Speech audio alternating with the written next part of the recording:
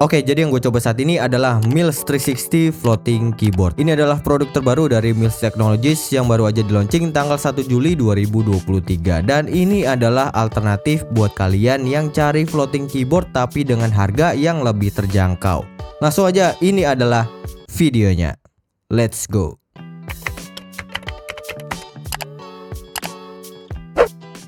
Halo semuanya, balik lagi sama gua Tio Nugroho dari channel Gadget Boy ID. Oke, jadi di paket pembeliannya kalian bakalan dapetin keyboard case-nya. Ada kabel Type-C to Type-C, ada cover keyboard, dan ada buku petunjuk penggunaan. Mills 360 Floating Keyboard ini kompatibel buat ukuran layar 10,9 inci atau yang 11 inci. Untuk iPad-nya dia bisa buat yang seri iPad Air 4 ke atas atau iPad Pro 2018 ke atas. Dan yang gua pakai saat ini adalah iPad Pro 2020. Oke, jadi Mills Technologies ini sebenarnya udah ngeluarin beberapa jenis floating keyboard. Setahu gua kalau yang sebelumnya itu masuknya ke generasi yang kedua, sedangkan kalau yang 360 ini gua kurang paham, tapi menurut gua ini seri upgrade-nya dengan beberapa penyempurnaan dari yang sebelumnya. Karena gua masih pegang yang generasi sebelumnya, jadi gua akan coba ngebandingin sedikit. Untuk desainnya Mills ini masih 11-12 sama Magic Keyboardnya Apple. Bedanya dari bahan, kali ini bahannya pakai aluminium yang bikin kesan dari floating keyboard ini kelihatan lebih premium, mewah, dan lebih solid. Kalau gua jajarin sama seri sebelumnya, untuk yang baru ini back covernya pakai finishing silver dengan material aluminium. Sedangkan kalau yang versi sebelumnya itu lebih mirip sama desain dari Magic Keyboardnya Apple yang pakai bahan rubber dan warna abunya lebih gelap. Cuttingan kamera belakangnya ini juga pakai seri yang terbaru dan ada tambahan branding Mills Technologies di seri terbaru ini. Kalau di bagian bawah itu sama-sama ada branding Mills Technologies juga, tapi untuk yang seri terbaru ini lebih kelihatan, sedangkan seri sebelumnya lebih gelap. Dan dia ada tambahan tonjolan 4 sisi biar bahan aluminiumnya ini jadi nggak gampang lecet dan juga bisa jadi anti slip. Sebelum dibuka gue notice kalau yang seri terbaru ini dikasih celah sedikit di bagian tengah, mungkin biar pas dibuka jadi lebih gampang. Dan juga magnet di seri yang terbaru ini lebih kuat dari yang seri sebelumnya.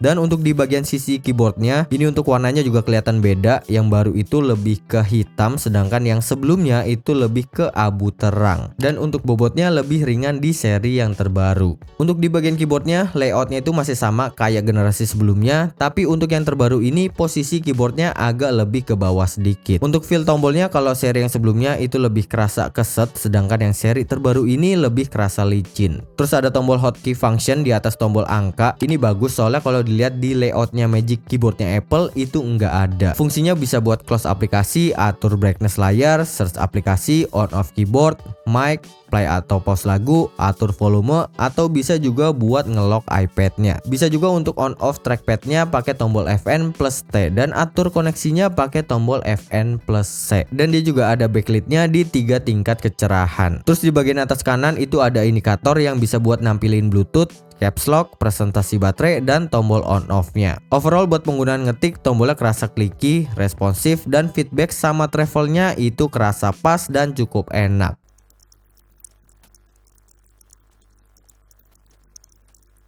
Tapi bakalan perlu adaptasi buat kalian yang emang gak pernah pakai floating keyboard sebelumnya, soalnya dia lebih agak rapet daripada keyboard kebanyakan. Tapi kalau udah adaptasi, gue yakin kalian bakalan lebih kerasa nyaman ngetik dengan size keyboard yang kayak gini. Buat trackpadnya ini juga udah mendukung gesturnya iPad, multi gesture 2 jari sampai 3 jari di sini bisa. Dan buat diklik di area mana aja juga masih kerasa enak. Karena koneksinya ini masih pakai Bluetooth, jadi untuk kursornya tetap masih kerasa delay sedikit. Jadi saran gua kalian bisa atur tracking speednya di menu setting. Atur aja kayak di settingan gua ini biar kursornya jadi lebih kerasa responsif. Dan jangan lupa aktifin fitur tap to click biar nggak perlu lagi ngeklik trackpadnya. Terakhir dia juga ada fitur auto sleep kalau pas kita tutup cover keyboardnya. Nah, poin positif kalau pakai Bluetooth adalah baterai dari iPad ataupun keyboard jadi bisa lebih awet. Soalnya si keyboard itu nggak bakalan ngambil daya dari iPad, alias dia punya baterai sendiri di dalam case-nya. Dan kalau kita lagi ngelepas iPad-nya, dia juga masih bisa terkoneksi dan kita juga bisa pakai buat ngetik di smartphone kita. Oke, jadi selling point yang dikasih sama floating keyboard adalah dia bisa bikin si iPad jadi kelihatan ngambang. Nah, untuk yang seri terbaru ini selain dia juga bisa bikin ngambang, tapi kita juga bisa puter layarnya sampai 360 derajat. Misalnya kita lagi ngerjain kerjaan bareng temen atau lagi meeting sama klien, terus orang lain mau ngeliat layar iPad kita, rata, bisa tinggal diputer aja kayak gini. Terus kalau diputer 180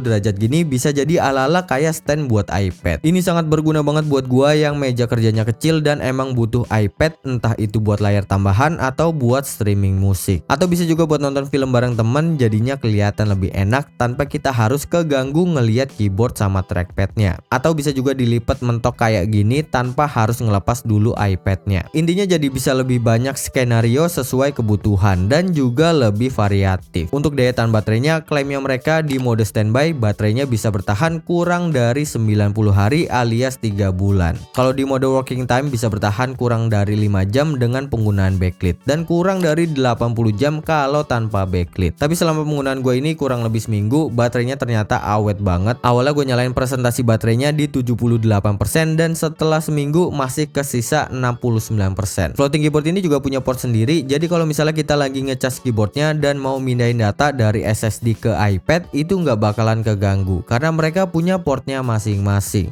Oke, kesimpulan gua, menurut gua Mills 360 floating keyboard ini bagus banget, apalagi untuk harganya yang bisa dibilang lebih murah dari Magic keyboardnya Apple. Ditambah dengan desain yang lebih premium dan fitur 360 rotatable yang bikin penggunaan iPad jadi lebih variatif. Dan gue juga sempat nyobain yang seri sebelumnya yang Mills floating keyboard, itu udah gue pakai selama lebih dari 6 bulan dan overall masih aman sampai sekarang. Keyboard dan touchpadnya itu masih berfungsi normal dan gue juga nggak ngerasain error atau apapun itu. Jadi berdasarkan pengalaman gue bisa bilang kalau floating keyboard dari Mills Technologies ini bisa dipakai dalam jangka waktu yang panjang. Kurangnya paling kalau pas lagi ditutup kayak gini, iPad sama covernya itu sejajar, jadi lebih rentan buat kegores. Jadi saran gue kalau kalian punya duit lebih, kalian bisa beli Mills Strip-in case buat proteksi tambahan di iPad kalian. Bagusnya case ini adalah dia masih tetap bisa nempel walaupun kita lagi pakai 360 floating keyboardnya. Walaupun nantinya bakalan bisa lebih bulky, tapi proteksinya jadi bisa lebih maksimal. Oke, jadi kalau kalian tertarik sama Mills 360 floating keyboard ini, udah gua kasih linknya di bawah. Oke, segitu aja, terima kasih banyak.